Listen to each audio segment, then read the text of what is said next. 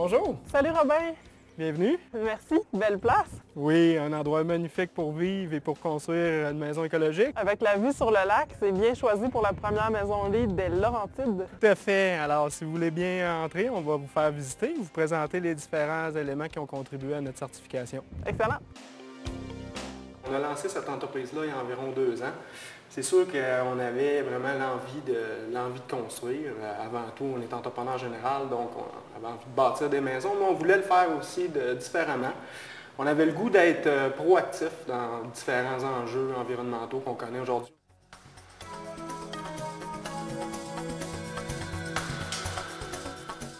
On a construit plusieurs maisons conventionnelles et puis différentes problématiques. Un projet de construction traditionnel génère énormément de déchets. Les isolations non plus dans une maison conventionnelle peuvent parfois être bien faites, mais sans être très, très performantes. Donc c'est sûr qu'ici, on essayait d'aller un petit peu plus loin, donc d'avoir une bâtisse qui était à la fois performante puis saine pour les occupants. On a atteint des assez bons rendements énergétiques. On a une économie d'énergie d'environ 35 d'électricité. Il existe des alternatives écologiques là, pour toutes les étapes de la construction, de ce qui paraît qui est dans les murs, de ce qui paraît pas dans les murs jusqu'à ce qui paraît. Et puis à coût égal, il y a moyen de trouver là, pour toutes les enveloppes budgétaires. Puis il y a beaucoup d'aménagements aussi, simplement le fait de placer la fenestration au bon endroit, puis de ne pas en mettre aux endroits, par exemple, au nord ou le moins possible. Déjà là, c'est quelque chose qui ajoute pas de surcoût, une bonne conception, puis ça permet beaucoup de performance. Quelqu'un qui construit une maison LEED qui n'est pas certifiée Nouveau Climat, par exemple, qui va faire ça dans d'autres pays ou dans d'autres provinces, bien, effectivement, va atteindre des performances qui sont similaires à celles d'une maison Nouveau Climat. Le Nouveau Climat, LEED plutôt, excusez-moi, va plus loin que Nouveau Climat parce qu'il porte non seulement sur la performance énergétique, mais aussi sur l'aspect écologique des matériaux, l'aménagement écologique du terrain aussi. Mais Nouveau Climat reste tout à fait une très bonne base pour compléter l'aspect énergétique et qualité de l'air d'une certification LEED. Au départ, on voulait une habitation écologique. Mais quand on dit on veut une habitation écologique, on n'a pas tout dit. Il faut voir quel type d'habitat, dans quel type d'habitat on veut le construire, puis quel type de maison on veut construire. À l'époque, on avait dit, bon, on était sur le point de prendre notre retraite. Donc, c'était essentiel pour nous que la maison soit conçue de façon à donner plus facilement accès aux loisirs, en particulier au plein air.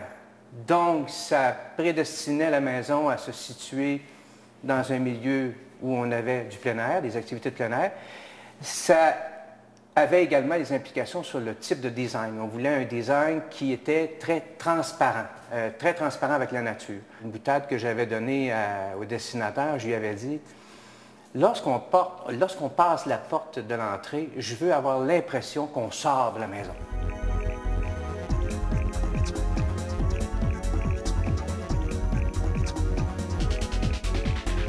Ce qui a donné une maison très vitrée, très transparente. Très épurée également. Très épurée également, oui, ça c'était un autre critère de design. On se préparait éventuellement à faire davantage de travail autonome. Donc, des pièces qui sont conçues de façon suffisamment grande et polyvalente pour nous permettre, puis inspirantes aussi, donc avec la vue, l'accès à l'environnement, donc qui nous permettent de réfléchir, travailler et créer. Dans une maison LEED, pour être certifié, on n'a pas besoin d'avoir soit de la géothermie ou des panneaux solaires. En fait, non. Ce que LEED demande, c'est une bonne performance énergétique.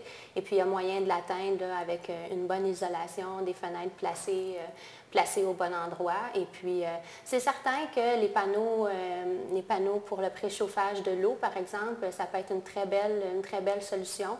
Il y a des beaux programmes de subvention aussi du gouvernement en ce moment, de sorte que c'est rentable beaucoup plus rapidement. Le choix du terrain est un aspect important dans la construction d'une maison performante. On va chercher le plus possible à avoir une bonne exposition au soleil, donc qui va contribuer à la fois à l'aspect énergétique, mais aussi à la luminosité dans la maison. Au niveau du design, ici, toujours dans le souci écologique, c'est de ne pas en mettre plus qu'on en a besoin.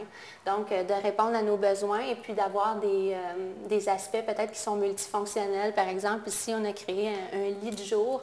On peut s'asseoir dessus, profiter du paysage, puis en même temps, en dessous, on l'a tout aménagé aussi pour permettre beaucoup de rangement. On voit ici que c'est un environnement qui est quand même une facture assez moderne. Et puis, il y a des finitions de look très modernes, pas nécessairement champêtre, où on peut tout faire là, finalement avec des alternatives écologiques.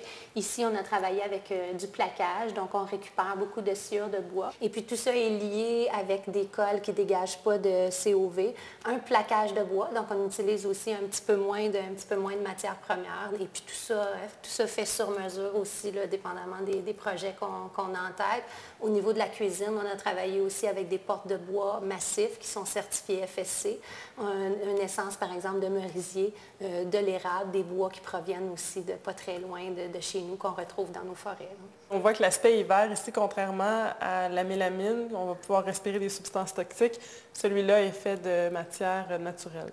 Toutes des matières naturelles jusqu'à l'huile sur le dessus, qui est un produit danois, qui est une huile de lin et puis qui s'entretient très bien, qui est durable et puis qui vient dans un choix de couleurs. Donc, on a vraiment à toutes les étapes des super belles alternatives écologiques. LEED va accepter certains types de colle, mais dans la mesure où ils sont sans COV. Donc, un matériau écologique selon LEED, c'est un matériau qui a à la fois des contenus recyclés, une provenance locale et qui ne dégage pas de COV, donc de composés organiques volatiles dans l'air. Donc, un plancher stratifié pourrait être accepté par LEED dans la mesure où les colles, les produits chimiques qu'ils ont utilisés ne dégagent pas de formaldéhyde, par exemple. Pourquoi LEED? Parce que LEED c'est un concept très équilibré. Vous avez comme 7 ou 8 chapitres ou catégories de pointage là, dans LEED, de type de préoccupation. Et donc, c'est très complet, et vous pouvez cheminer à l'intérieur de ça et composer quelque chose qui vous ressemble davantage. On voulait une maison équilibrée, une maison que d'autres couples, d'autres familles pourraient construire également. Donc, quelque chose d'accessible aux gens.